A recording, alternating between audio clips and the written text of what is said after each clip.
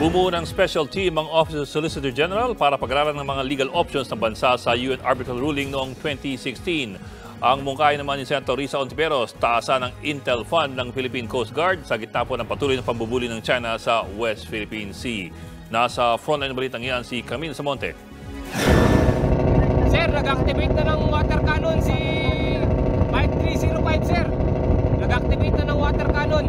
Sa videong ito na inilabas ng Armed Forces of the Philippines sa ginawang resupply mission sa BRP Sierra Madre, makikitang nakahanda ang water cannon ng China Coast Guard habang mahina itong nagbubuga ng tubig. Pero hindi nito tuluyang inasinta at binomba ng tubig ang mga barko ng Pilipinas gaya noong naunang misyon. Gayunpaman, malinaw pa rin daw na hindi totoo ang sinasabi ng China na mapayapa nilang pinayagan ang pagpasok natin sa Ayungin Shoal. The mere fact na pinaandar mo yung water cannons mo at ready kang gamitin ito is something else. Ibig sabihin talagang maring nagbibigay sila ng warning, pinipigilan pa rin tayo. Bago pa makalapit ang mga barko ng Pilipinas sa Ayungin Shoal, binuntutan na rin daw sila ng China sa bahagi pa lang ng Sabina Shoal. Pero hindi raw maikakaila na nagbago ang kilos ng China kumpara sa naunang supply mission ng Pilipinas. They were not so aggressive. Probably they learned the lesson. Especially if that violence is founded on something that is not acceptable to international community.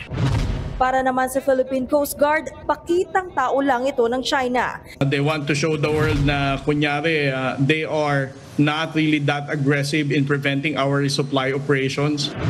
Gate pa ng Coast Guard, walang pakialam ang China kahit anong gustong gawin ng ating bansa sa Ayungin Shoal. We don't need to explain what are the supplies that we need to bring on board BRP Sierra Madre. BRP Sierra Madre is an active commissioned Philippine Navy vessel, and that is located in Ayungin Shoal na napapaloob sa ating exclusive economic zone. Ang Office of Solicitor General naman bumuo na ng special team ng mga eksperto sa international law at arbitration para pag-aralan ng mga legal options ng Pilipinas kaugnay sa UN arbitral ruling noong 2016. We are very much aware about the proposal to bring the matter to the UN General Assembly, which is a very political forum, and also a similar proposal to have a second round of arbitration with the Permanent Court of Arbitration. But these are matters that have to be studied very carefully by the Office of the Solicitor General. Mungkahi naman ni Senator Risa Hontiveros, taasan ng intelligence funds ng Philippine Coast Guard. Ang organisasyon tulad ng PCG ang dapat binibigyan ng mga confidential at intelligence funds. Hindi yung mga ahensyang sibilyan na wala namang kinakaharap na pagbabanta at panganib. Binanatan din ni Hontiveros ang mga anyay nagpapakalat online ng maling impormasyon at propaganda na mukhang binabayaran daw ng China. Binabaluktot nila ang katotohanan.